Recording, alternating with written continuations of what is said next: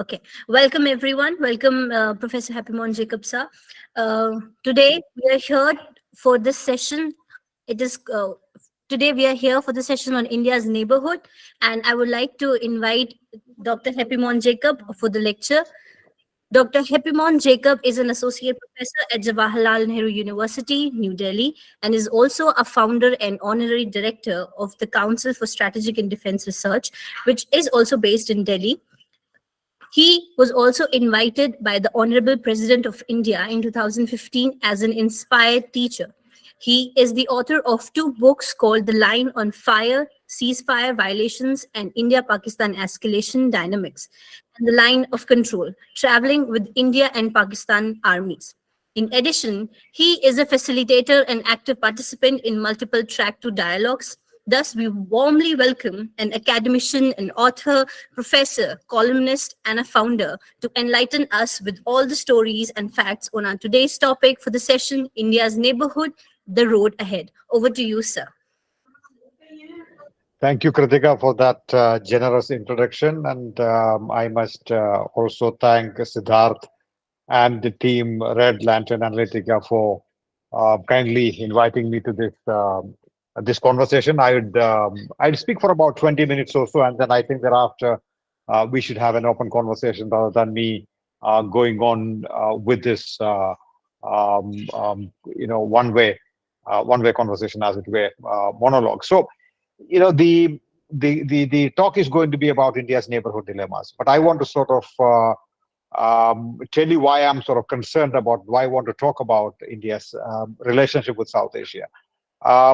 Before we do that, I want to sort of imagine where India is located in South Asia. Just sort of try and look at India's borders. First, let us look at the land borders. Let's look at India's land borders from the Run of Kutch northwards, and then towards the Bay of Bengal, along the land frontier, along the land corridor. You're talking about 15,106 kilometers of the land border. Of these 15,000 kilometers, about 7,000 kilometers of India's border is actually with China and Pakistan. So that is almost half of it. So what is the situation on these borders? India has very little access to the rest of the world through the Pakistan border or the China border, right? And then let us look at the rest of the land borders, which is about 8,000 kilometers. Now, these 8,000 kilometers of India's borders are with Bangladesh, Nepal, Myanmar, and Bhutan. Now, some of these countries are complicated as far as India's relationship with these countries are concerned. With some of them, we are good. We have good relationship. But as China grows in the region as a major power, our relationship with these countries are getting more and more complicated. Now, if tomorrow our relationship with these countries, Myanmar, Nepal, Bhutan, and Bangladesh, are complicated, and if we do not have access to these 8,000 kilometers of India's border, then you're looking at a country that is locked in its 15,000 kilometers of land border. Now, I don't need to tell you that is going to be a very bad situation as far as India is concerned. Now, let's also very quickly look at the Indo-Pacific. Why Indo-Pacific is an important opportunity for India. India's maritime border, which is about 7,500 kilometers. If you look at it from the Run of Kutch southwards to the Bay of Bengal northwards, you will see this open, smooth maritime border, which is called the Indo-Pacific. So half of India's borders, in some ways, or at least let's say, if we have about 22,500 borders, only 7,500 borders give us open access. The 15,000 kilometers is complicated, of which, as I said, 7,000 kilometers is completely inaccessible. This is why I want you to focus on South Asia. This is why I want you to focus on why it is important to have a good relationship with the region. Now, for any major power trying to become a great power, which I think India is in this case, a non-contentious relationship with its region is a must. Today, unfortunately, India has a complicated relationship with the South Asian region. So I think it is in our interest, in our national interest, to sort of try and repair that relationship. Kritika, is it possible for you to turn off the sound of people joining this group, or that's not something that you can do at your end? Because I keep getting this ring in my ears. Okay, while you take My care of that, sorry. I can't do it from my end, sir, because people joining it, it's just Joining is fine. I think the sound that is attached to the joining is the problem. Anyway, if you can't deal with that, that's all right. So what I will do in this sort of lecture for the next 20 to 25 minutes or so is sort of try and tell you about India's neighborhood dilemmas by discussing India's relationship with the historical relationship with the South Asian region. I think a little history is important for us to sort of understand and locate how India came to define its relationship with the region, and today why it is important to redefine that relationship with the South Asian region. I think that will help us appreciate the dilemmas India faces today in a more robust manner.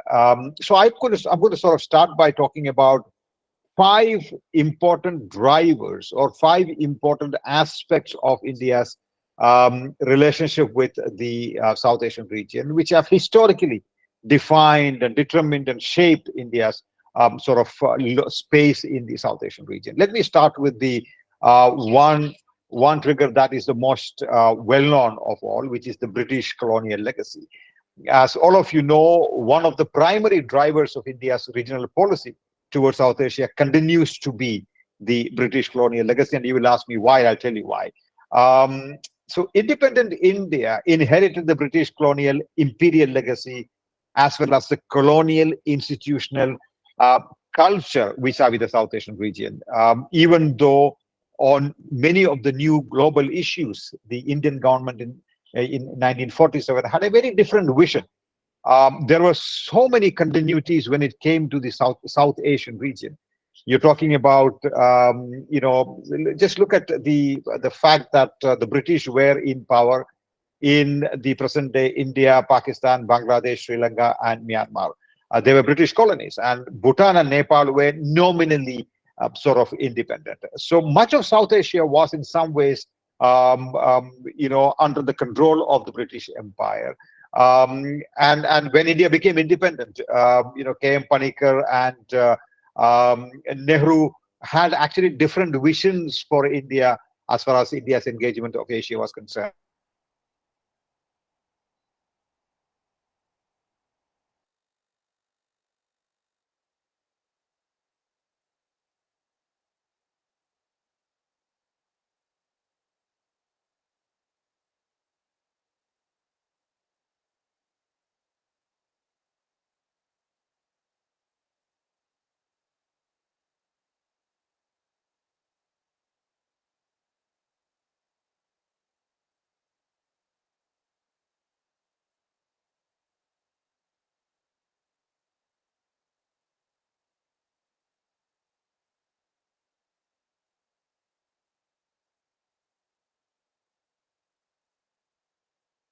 I think there is a technical problem. Please be patient for 1 to 2 minutes.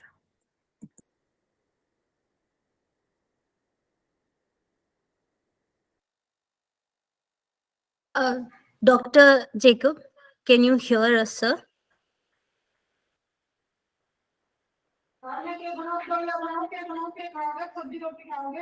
Dr. Jacob, you're muted. Can you unmute and check if we can hear your voice? Oh, why? How did how did that happen? Now, can you hear me and see me now? Yes, sir. Yes, sir. We can hear and we can see you. Please continue. So what did you hear last? I'll sort of pick up from there.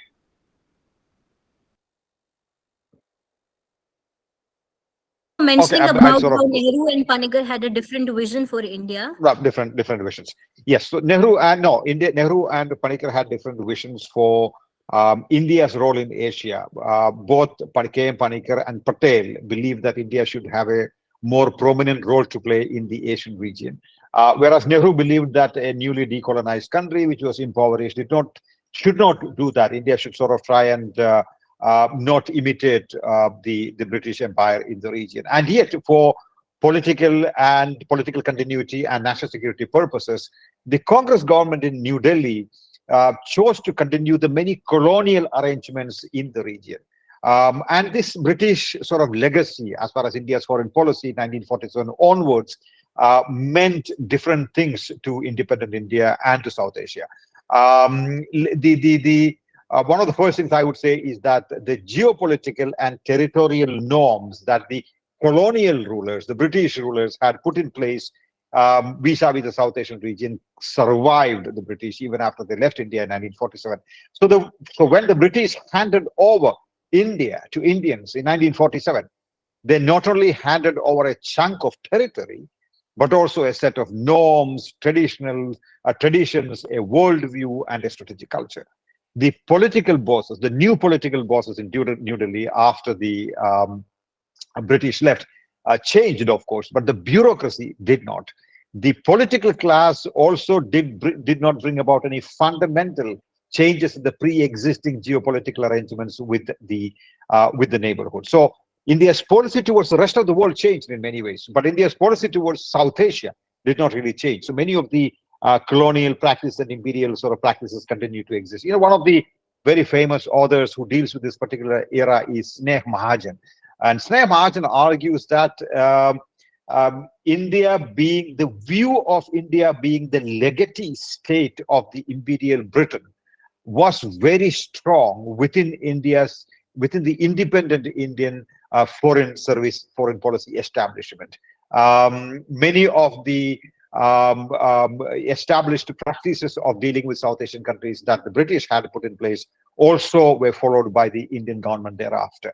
So just to give you an example, India and Pakistan, both born at the same time in 1947, inherited obligations under as many as 627 treaties, agreements, and conventions signed by British with other countries. India also inherited the foreign policy establishment from the British rulers as it were.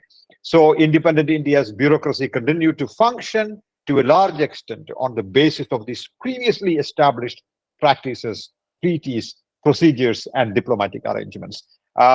It is also important to remember that the British Indian sort of policy makers had a lot of autonomy from the British sort of Parliament and Whitehall in London. So the British government in first Calcutta and then New Delhi had a great deal of functional and policy autonomy from London. This meant that all of this actually means that the post-independent foreign policy bureaucracy in New Delhi didn't inherit a tabula rasa or a clean slate in dealing with the South Asian region. It hit the ground running based on what it had been doing until August 14, 1947, then for a colonial state, and now for an independent Indian state. So just to give you a very quick example, Imperial Britain also created a buffer around it, as you know, the buffer policy, etc. This buffer policy was there in place because India was the most prized possession in the sort of British imperial collection, as it were. So it was important to create protected trades and the special arrangements with states outside the boundary of the empire to keep outsiders away.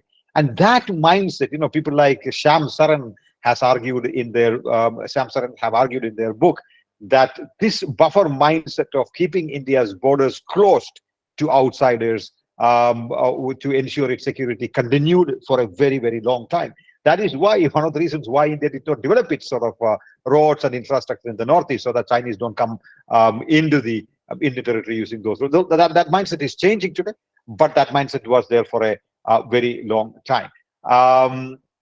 The second aspect that I want to sort of talk about in sort of talking about the relationship India shares with the South Asian region is India's regional primacy. Now, much of what I have said just now was to tell you that India has a history of taking over a certain set of practices and rules and laws and treaties from the British Empire after the British left in 1947, India implemented those in India's policy towards the neighborhood. Now, this also means that India had a certain primacy in the region because India is the biggest state in the region. Even though Pakistan came out of the British Empire along with India, Pakistan is a much smaller state. So, as a direct result of the British colonial legacy, India acquired regional primacy post-independence after 1947. Primacy, let me also highlight and say this, that primacy was not actively sought by India in South Asia. This just happened to be the case. India sort of was in some ways thrust upon this primacy. India did not sort of seek primacy in that sense. So India's one of the reasons why India did not tolerate the external interference in South Asia during the Cold War years. India did not join the either of the two Cold War blocs, the Soviet Union or the United States. India was non-aligned, as you know, during those years. One of the reasons why India did not join was also because India wanted to ensure that its immediate and extended neighborhood was kept free of influence, foreign influence and presence. I just sort of this.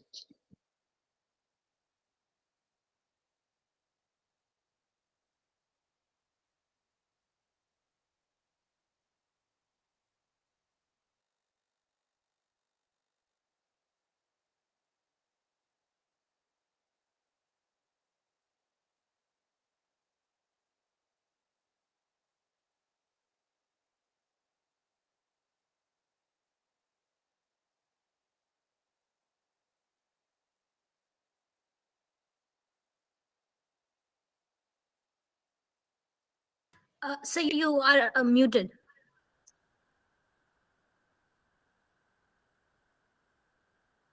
I still can't hear you, sir.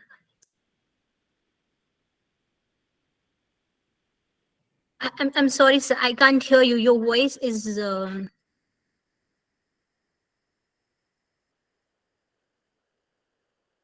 I would like to ask Kusuma. Is it just with me, or you also cannot hear, sir? No, we are not able to hear you, sir. I think your earphones are still connected to the system.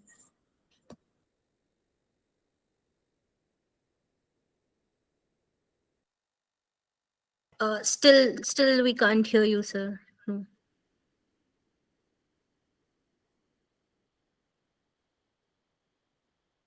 Maybe you can log out and log in.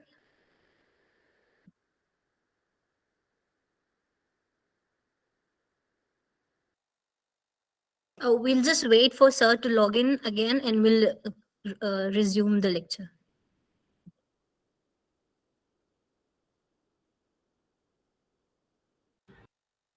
Can you hear me now? Yes, sir. Yes, sir. Now it's better.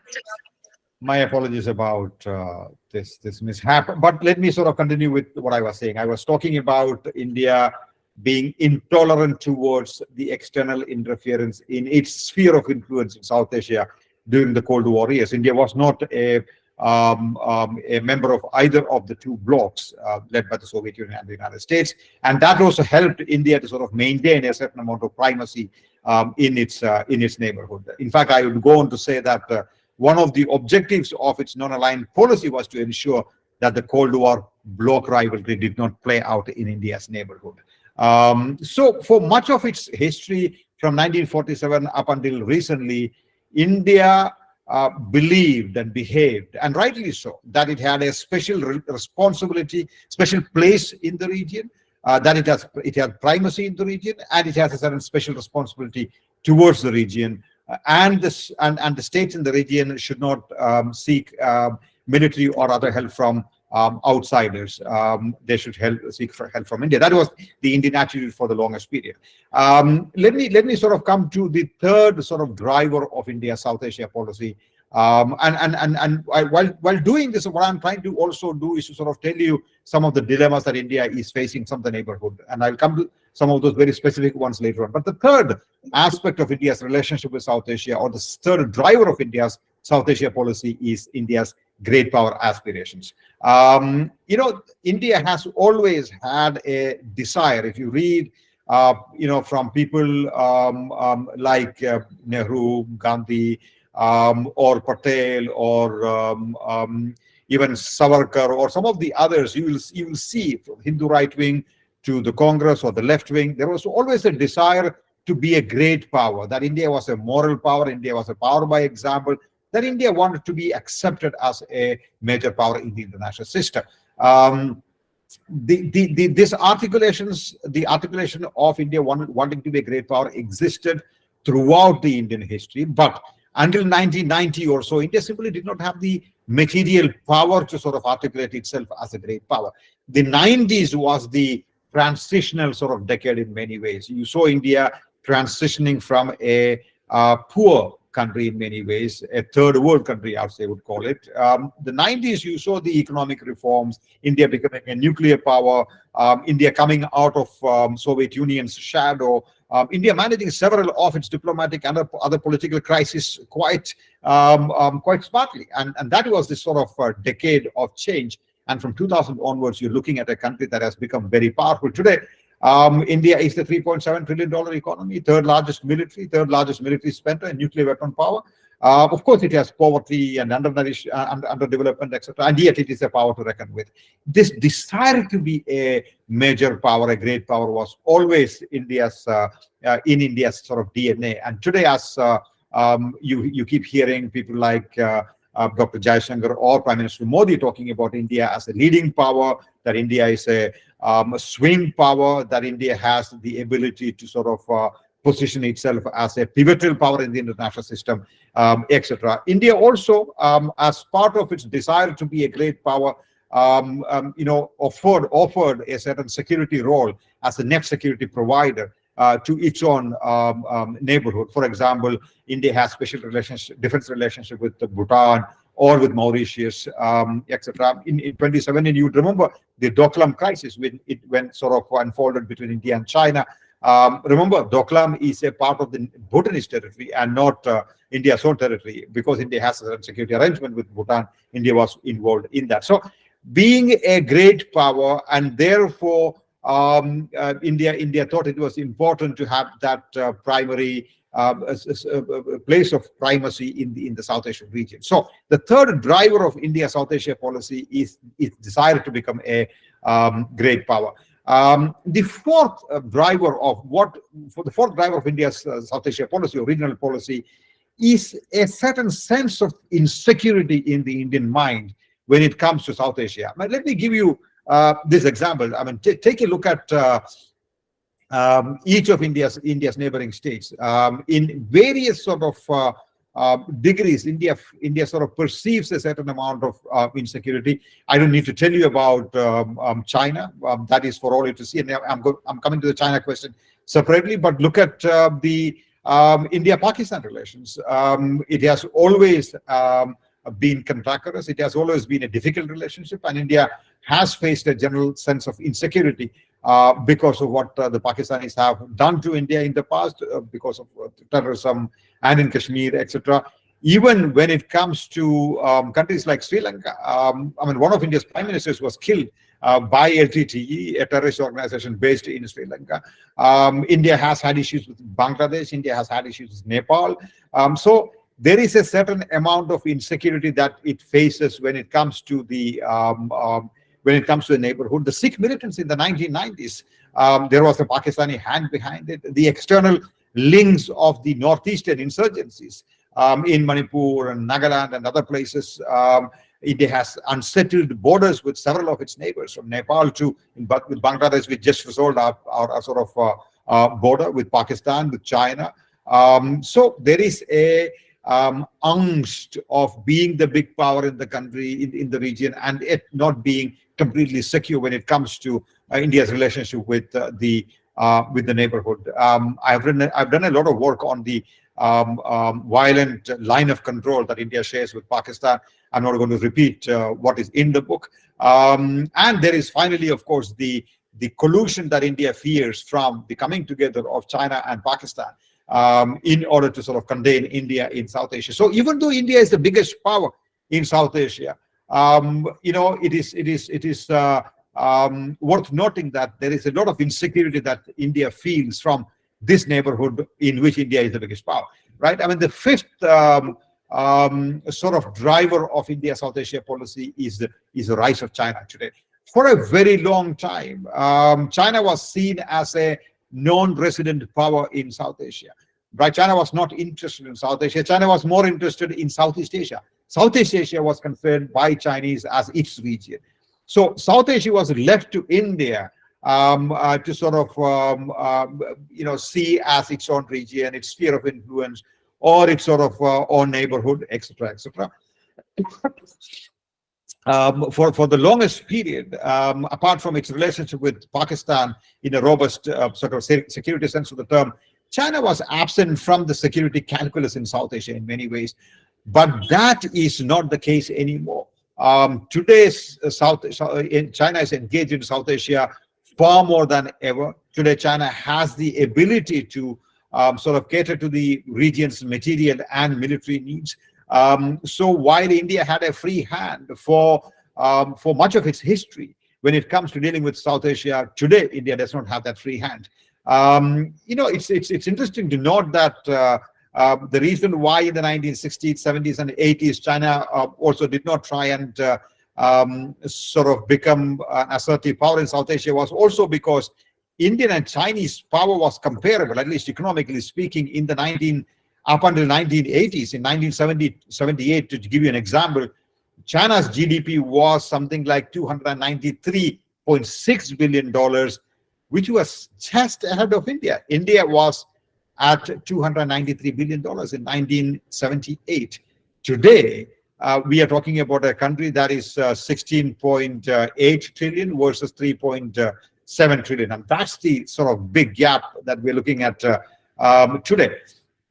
I think there are several sources of the Indian sort of concern about China's involvement in South Asia.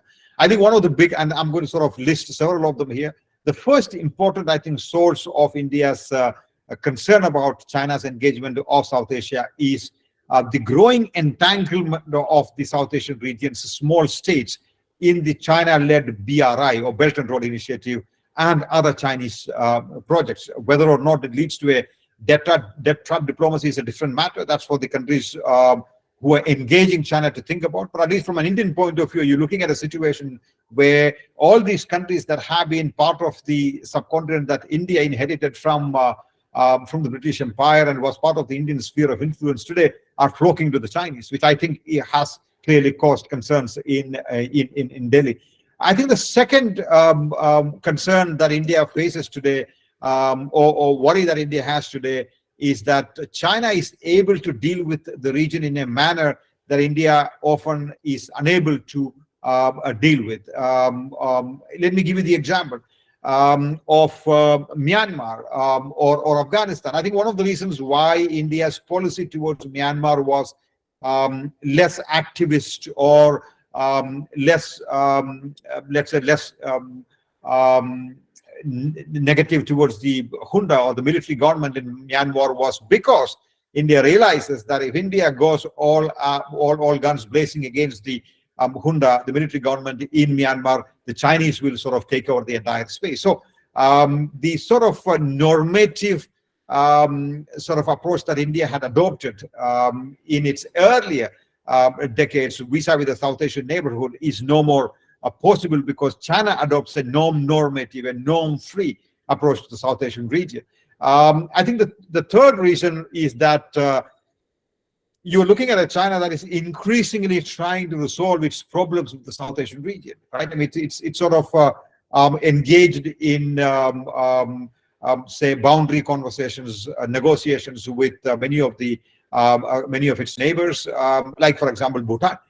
China is in an advanced stage of negotiations with the Bhutanese as far as their contentious border is concerned. So once that gets settled, India's role in Bhutan's sort of security calculations becomes much less, which I think is a concern for India. And the fourth factor, I think clearly, and as all of you realize, is that China has had irredentist claims, both in the land and in the oceanic space, And that is a major concern for India. Look at China's claims about Arunachal Pradesh, for that matter, or Sikkim for that matter. China has named Arunachal Pradesh as what, Lower Ladakh or something like that. Sorry, Lower South Tibet, um, sir. sorry, South. South Tibet. South Tibet, but I think there are places in Arunachal Pradesh that it has given very specific Chinese names too, which sort of goes to tell you that China has irredentist claims towards India, which of course is a concern for India. In 2020, you saw that firsthand, how China tried to sort of take India's land along the line of actual control. And of course, India is also concerned about the coming together of, as I said earlier, the collusive partnership that it has with the Pakistanis. So, you know, if the Pakistanis and the Chinese come together, of what we call the two-front situation, or the nutcracker situation, with the LOC and the LSC being made active at the same time, I think India is going to face a lot of problems. And this fear has been quite palpable in the Indian sort of strategic circles, as it were. I think finally, there is also a fear that the countries in the region are perhaps, you know, forced to choose between an authoritarian China, which is also very resourceful, and a democratic India, which is less resourceful. And it appears that many of the countries in the region are perhaps choosing the more resourceful country and not the less resourceful country. And obviously we can't blame them beyond a point, because every country in the region needs development and capital for their development. I want to sort of talk about a sixth sort of driver of India's sort of approach towards South Asia, which is India's own half-hearted desire for regionalism. You know, when I look at the history of India's regionalism, as it were, I would sort of say that India is not really India is a reluctant institutional builder. It finds bilateral engagements with individual countries in South Asia more useful or more user-friendly than multilateral engagements in the South Asian region. I think two factors may have influenced New Delhi's pessimistic sort of outlook towards regional organizations. Number one, during the Cold War years, you saw countries like Pakistan becoming part of CENTO and CETO for balance of power purposes, and the Americans had their own strategies in the region. And India was not quite happy with these rival blocs and countries in the region joining many of these rival blocs. So I think that was one reason why India developed a certain pessimistic outlook towards the regional organizations. The other was clearly New Delhi had certain initial misgivings about the creation of SAARC, which is pretty much defunct today. Remember, it was the Bangladesh that initiated the conversations about SAARC in the 1980s, and India believed it was a ploy to check India's influence in the region. So as a result, you are looking at a less than enthusiastic India when it comes to regional organizations such as SAARC. India was more, if you read some of the earlier writings in the 1940s and 50s, you will see that India was more keen on Pan-Asian regionalism or third world sort of multilateralism rather than a South Asian subcontinental grouping. India was also not very keen to give SAARC NAM and any sort of organizational structure. Many countries actually suggested that to India in the 1940s and 50s. Why don't we give an organizational structure to the NAM, like Secretariat, etc.? India was sort of against that. Now, over the years, India has sort of cold-shouldered SAARC because there is a India-Pakistan rivalry playing out in SAARC, and it doesn't get to do anything. And therefore, India is now looking at other regional forums like SASEC or BIMSTEC or BBIN. But many of these organizations have not really picked up the way they should have. If India wanted to sort of create a certain institutional, remember, this is the least integrated region in the world. So if India wanted a more integrated region, India should have been more forthcoming in sort of creating some of these organizations. Even today, for example, India is more suspicious of multilateral trading arrangements. RCEP is a good example. India is more keen on bilateral trading agreement. Now we are looking at a lot of free trade agreements that are being negotiated or signed between India and other countries. India goes slow on multilateral trading arrangements, be it RCEP or with the India EU FTA. On bilateral, India is very keen. Right. But at the same time, it's curious that India is also quite enthusiastic about minilaterals like the Quad or the SCO, you had the RIC, Russia, India, China. So India's forthcoming when it comes to some of those minilateral, but when it comes to South Asian region, there is a reluctance in sort of trying to build institutions. Let me sort of quickly talk about a few things which I did mention in one of my recent pieces in the Hindu, in sort of identifying the Indian dilemmas when it comes to the neighborhood. And in the article, I mentioned that there are about 3 broad sets of dilemmas that India faces in the neighborhood. The first set of dilemmas is characterized by, as I write, 5 overlapping elements. The first one in the first sort of basket is that contemporary South Asia. If you look at the contemporary South Asia, you're looking at the diminishing of the American influence in the region. It is not as if the American influence or presence in South Asia was always favorable to India. Often it was not. But the American departure today from South Asia, from Afghanistan, is clearly not beneficial for India because it sort of brings in China to sort of fill the power vacuum, as it were. The stupendous rise of China, that's the second point in my first basket, that I mentioned earlier, has come as a geopolitical buffer for many of the states in the region, which means, what do I mean by that? Many of the smaller countries in the region uses the China card with India today. So if you try and sort of bully us too much, we will use the China card. If you try and demand too much from us, we'll use the China card. So there is all this China card, which has become quite a difficult situation for India to handle when dealing with the neighbors. The third, I think, aspect of that structural basket really is that South Asia is one of the least interconnected regions in the world, as I said earlier, and it is poor. And this region needs a lot of capital investment when it comes to development is concerned. And India's ability to provide the capital to improve the infrastructure or economies of the region is limited. But there is a country called China that is willing to and able to sort of fill that gap. And that poses a challenge for India. I mean, you can't obviously blame as I said earlier, the regional countries because they need the assistance from somebody, but India is unable to. Therefore, India is losing its influence in the region. The fourth point is something I mentioned earlier, which is that while India has had a normative outlook or approach towards the region, China tries to sort of offer itself as a no-frills, non-normative alternative to India, as it were, right? And finally, India's own primacy as a result of all of these various things I pointed out is sort of unraveling in front of us. And I'm not saying that primacy is necessary. I'm simply sort of describing a structural issue towards you. I think the second reason why India faces a certain dilemma in the South Asian region is because of a certain, what I call a deep-seated status quo bias.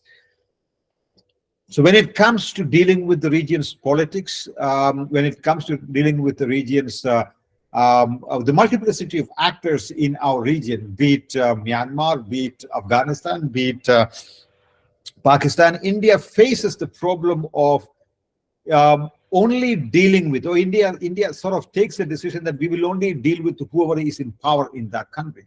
While that is the right thing to do, normatively speaking, but from a real political point of view, I'm not so sure that is the right thing to do, simply because if there are multiple power centers in a country, you go to sort of deal with all of them. Say, to give you an example, you got to deal with the pro-democracy sort of activists or the government in exile in Myanmar. At the same time, you engage the military junta, or the military government in Myanmar. The reality is that military junta is on the back foot, and the democracy, the government in exile, and the various ethnic militias are now putting the military on the back foot. So India should have engaged all these factions. Same goes for Afghanistan. India should not, when the Taliban was still a a militia or a terrorist organization fighting for power in Afghanistan, India should have reached out to Taliban. In the same manner, today India should engage the Taliban as well as the opposition sort of elements in Afghanistan. It's important to have that multiplicity of. Otherwise, what happens if you don't do that? If you put all your eggs in one basket, when one side is in power, like for example, if Khaleda Zia comes to power in Bangladesh next year, the next year's elections, they may not be very pro-India simply because India has been siding with the current government, Sheikh Hasina's government, and so it causes problems. I think we should have the ability to sort of deal with multiple sort of power centers in each of these countries. These are not perfect regions after all. I think the third, and I'll end with that, the third set of dilemmas that India faces is two mistaken assumptions that I sort of characterize in the article. The first mistaken assumption is that I think there has been a belief in India, in the strategic circles, that we can deal with South Asia minus Pakistan. Pakistan is the troublemaker. Pakistan is a troublemaker in SAARC. Pakistan is the country that does not accept India's major power status in the region, etc., etc. So once you sort of sideline Pakistan, we would be in a position to manage South Asia. I think it hasn't really panned out that way. Pakistan is pretty much absent from India's imagination of South Asia today, but South Asia has moved on in some ways because there is China. So we wanted to sort of take Pakistan out of the equation, but Pakistan has been replaced by China in South Asia. I think that is therefore a mistaken assumption in some ways.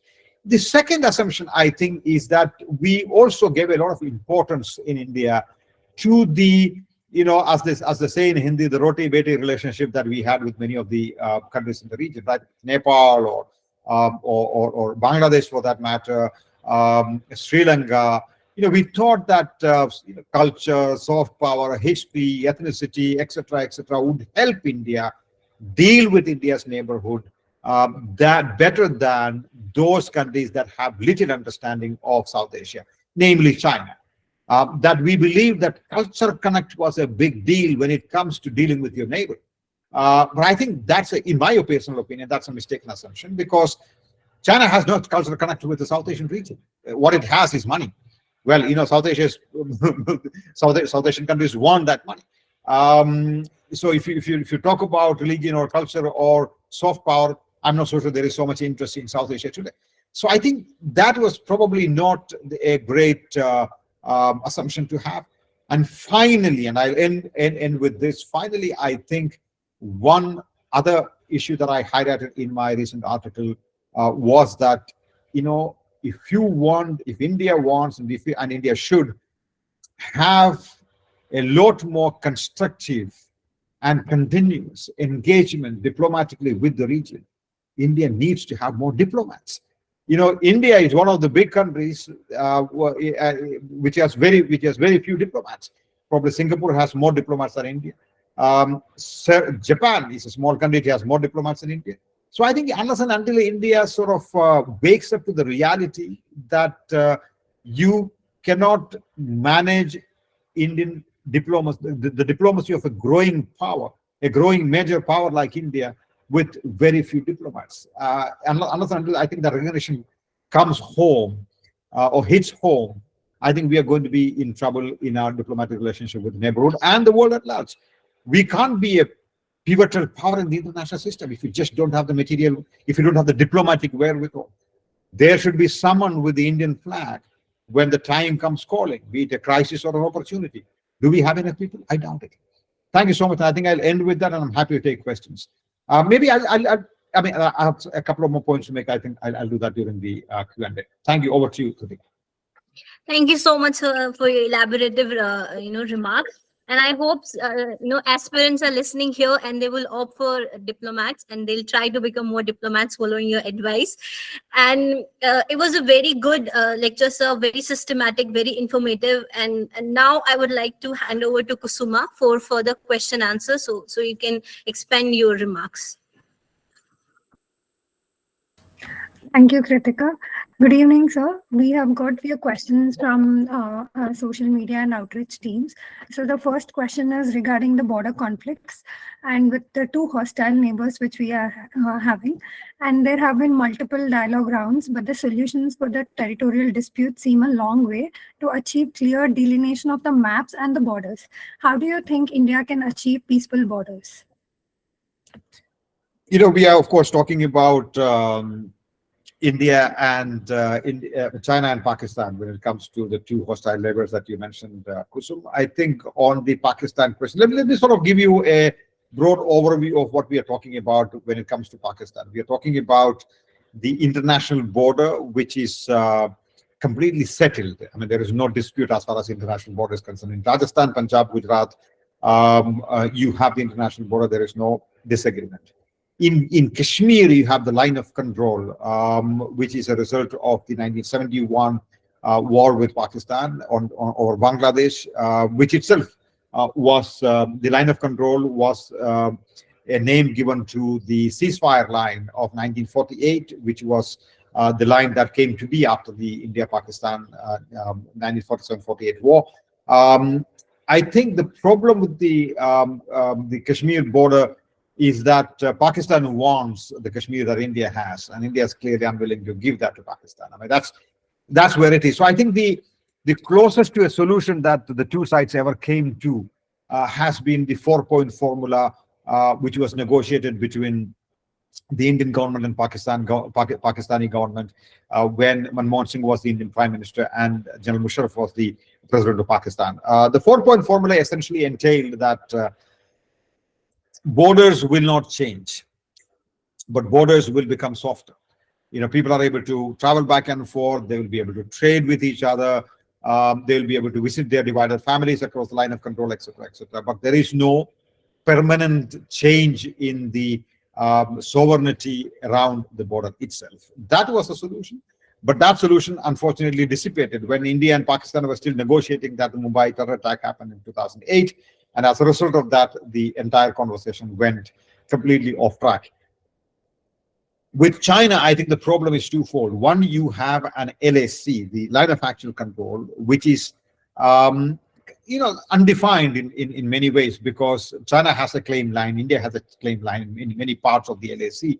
And they have had several sort of rounds of negotiations at the level of what is called the special representatives. And now from 2020 onwards, we have the military-to-military conversation between India and China to sort of ensure that there is a certain calm and peace on the border. But neither have the military-to-military conversations become successful in diffusing the situation that arose the Chinese capture of the territory in 2020, and nor has the special representatives conversations, of which several tens of rounds have been held so far, they have not been able to resolve the LAC and make it a permanent border.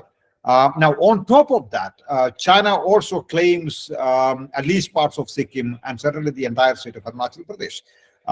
As Kritika pointed out, they call it Southern Tibet, right? I mean, these are completely unacceptable as far as India is concerned. So I still am hopeful that it is possible for India to resolve its conflicts, border conflict, Pakistan, because there is a certain understanding what needs to be done, etc. But with China, I think it is going to be difficult. The more China grows, the more China becomes powerful, the more aggressive China becomes. I think it is going to be less conciliatory towards the Indian suggestions as far as the resolution of the border is concerned. And my own favorite argument for a very long time has been that India should resolve the smaller conflict that it has, which is Pakistan, and move on to the bigger challenge. And to be honest, in my sort of reckoning, in my sort of strategic imagination, I would say China is India's number one strategic challenge. Pakistan is not. So resolve Pakistan and move on to China. Thank you. Yes, sir. The next question we have is regarding Myanmar. So the recent civil war in Myanmar is a problem for India in the Northeast. Where do you see this heading towards? Yeah, I think Myanmar is clearly a complicated problem for India in more than in so many ways. Let's say, to begin with, there are spillovers of what is happening in Myanmar to India's own states, be it Sikkim, or in some ways also perhaps what happened in Manipur, etc. So there's a spillover effect, which is something that India can't handle beyond a point, because you do have porous borders in India's northeast. Now, if India, for example, remember there are insurgent organizations operating in the northeast of India, which have safe havens across the border in Myanmar, which the Myanmar government says we have no control over these guys, right? I mean, because there are so much of the Myanmar territory is not under the control of the Myanmar military. That is point number one. So the second point really is that when many of the relatives of people in the northeast who are otherwise citizens of Myanmar, when they come to India to escape persecution from the military government in Myanmar, the military government does not like that. That India gives refuge to these people. So India says, if you give refuge to these people, we will give refuge to those actors who are working against the Indian interests in Myanmar. So that's the second problem that India has to deal with. I think the third problem really is that India's own geopolitical interests within Myanmar. India has had investments. India has been building a road via Myanmar. India has been hoping for connectivity through Myanmar through Thailand to Southeast Asia, etc. All of that becomes a difficult proposition because of what's happening in Myanmar. And finally, I think because of the geopolitical contestations in the South Asian region between India and China, between the United States and China, etc., the Myanmar junta again uses the China card with India, right? I mean, if Indians were to sort of engage the pro-democracy elements in Myanmar, or the Indians were to sort of tell the Myanmar junta that they have to conduct elections, they will say, oh, we are going to sort of go with the Chinese. So China is willing to help them. Even the Russians have reached out to there is an ongoing conversation, partnership between Russia and Myanmar. So I think from an ethnic angle point of view, from an insurgent point of view, from a geopolitical point of view, from an investment point of view, there are several, I think, difficulties or dilemmas that India faces because of the situation in Myanmar. Yes, sir. The next neighbor we have is Maldives. So we have seen a lot of shadow muscle flexing in Maldives, where the new government recently cancelled a maritime agreement with India. Such things keep happening in the Indian subcontinent on a constant slow burn. What can be the remedy? Well, remedy is a I mean, what is the remedy? Is a complicated question. Now, I would imagine that if India were to have, not all diplomacy is played out in the front channel. Not all diplomacy is open and public. Some diplomacy works through the back door, under the table, behind the curtain.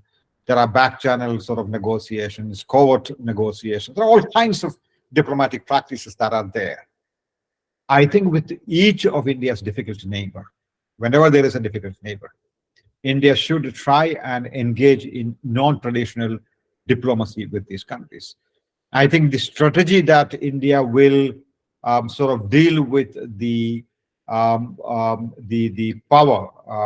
or elected or otherwise in a particular country is simply not helping India. India should have reached out to the current government when it was in opposition in Maldives. India should have made commitments or ensure that India received promises about the Maldives-India relationship, that it will not go under the bus. Unfortunately, that is what has happened. But again, this goes back to my earlier point, and I've been sort of pushing this argument for a very long year, for so many years, that to engage in non-traditional diplomacy, to engage in creative diplomacy, India needs to have the people to do that. They're trained diplomats to do that. Now, if you don't have the diplomats, when China goes to a delegation, a meeting, when China takes a delegation to a major international meeting, they bring 20 diplomats, Chinese diplomats. India brings 2 Indian diplomats. And that's not going to help you. The 2 Indian diplomats are absolutely smart, very, very smart people. Great diplomats, but numbers matter sometimes. You need to engage in parallel negotiations. So there has to be a whole of government approach. Secondly, there has to be more strength to India's diplomatic corps. If you don't have people, your diplomacy is going to be in trouble. And so that's one point, the men and material part, the personnel and material part of it. The other is, as I said earlier, about being creative in your diplomatic endeavors. You can't wait for somebody to come to power to sort of engage that's a power center. You got to be like the Americans or the others. Be creative, reach out. India is a big country, behave like one. Yes, sir. The next question again we have on the PRC. So how do you think the bilateral relationship between India and the PRC would change in the near future with the policy shift towards decoupling or de-risking is in the search? India's biggest problem with India's biggest problem with its biggest problem, which is China, is that you simply can't shut your doors to China. The trade in 2023 with China is more than $130 billion. You go outside of Delhi, go to Mumbai, Chennai, Bangalore, Ahmedabad, etc., etc. Talk to the traders there.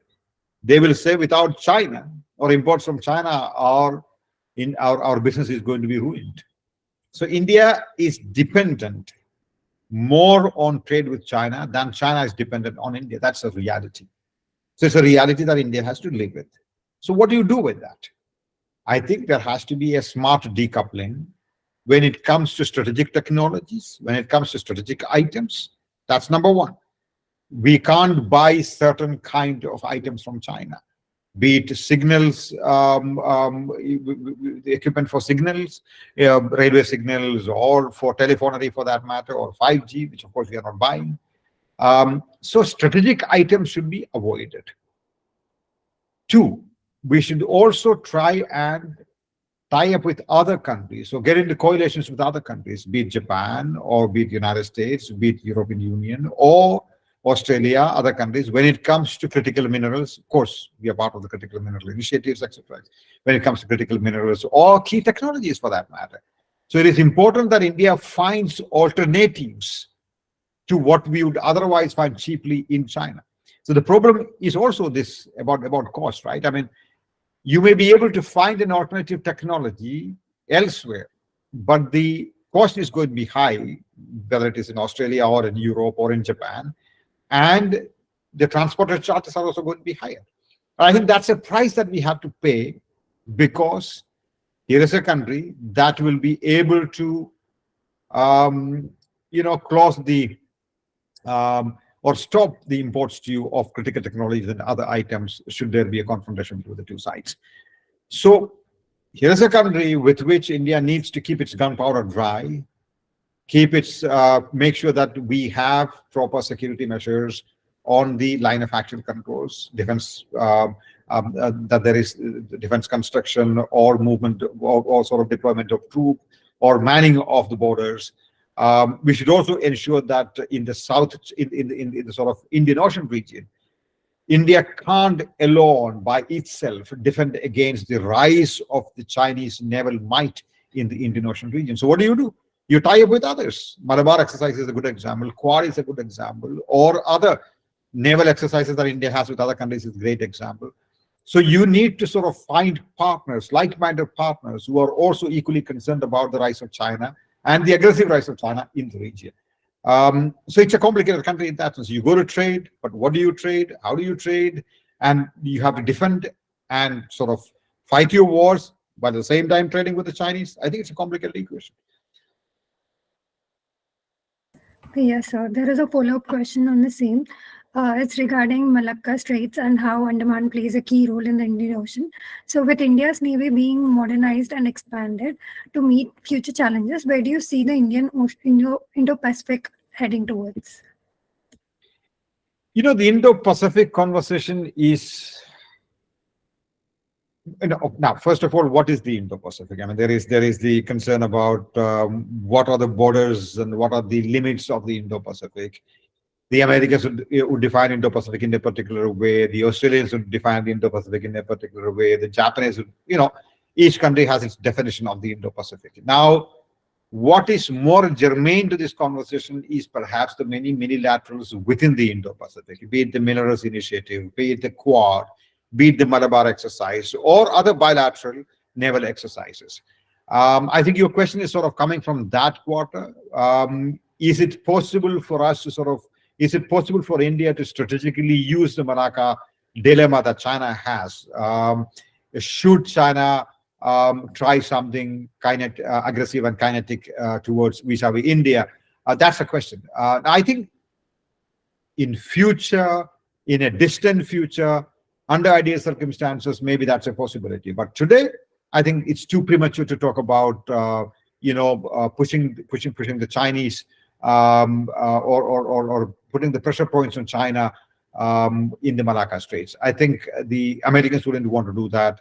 None of the other partners would want to do that. Even the Indians would not want to. I think that's sort of in a far off future. But should there be an indication that China is actually going to create a trouble for India in the maritime space when it comes to trade, or shock India with the whole string of pearls and all of that. I think those strategies will have to be kept in mind. I mean, I've seen writings by people like Admiral Raja Menon, a very eminent strategic thinker, who's argued that India's answer in some ways to what China does to India on the line of actual control is perhaps in the high seas. That India may be able to sort of respond to India in the high seas, in Malacca and other places, to sort of balance what China probably would do in the line of actual control. But I think it's perhaps a bit too premature to talk about that now. But it's not something that shouldn't escape the radar of our strategic planners. Yes. I'm sorry, but due to time constraint, we cannot take any more questions. Though we would love to have more, insightful discussions. It's already been 1.5 hours of interesting and insightful conversations, and I believe today we are all logging off with renewed perspective on challenges and opportunities in South Asia. And now I would like to invite Karneet for the vote of thanks. All right, am I audible? Great. Yes, you are. Yes. Thank you so much, Kritika. So it comes with great pleasure to conclude this enlightening webinar on India's neighborhood, the road ahead. The importance of this discussion cannot be overstated given the relevance of regional partnerships and their critical role in shaping India's connectivity with its neighbors, ensuring that our nation remains dynamic and unbounded by geographical constraints. So I'm immensely pleased to express our heartfelt appreciation to our distinguished speaker, Dr. Happymon Jacob, for gracing us with his presence and delivering such an insightful discourse. Dr. Jacob, your comprehensive overview, spanning from historical perspectives to contemporary developments, has provided us with a holistic understanding of the challenges and opportunities that lie ahead. Your expertise has enriched our collective knowledge, and we are grateful for the time and effort you dedicated to this webinar. It was absolutely incredible. So a special note of thanks to Kritika as well, our moderator, who ensured that there is a seamless flow of today's proceedings. I would also express my sincere appreciation to Lantern Analytica for providing us with a platform to delve deeper into this significant topic, and to all our participants, both near and far, for giving us the opportunity to share our knowledge and insights. So a special thanks to all our participants, both near and far, Your active engagement and thoughtful contributions have made this webinar a truly impactful event. So in closing,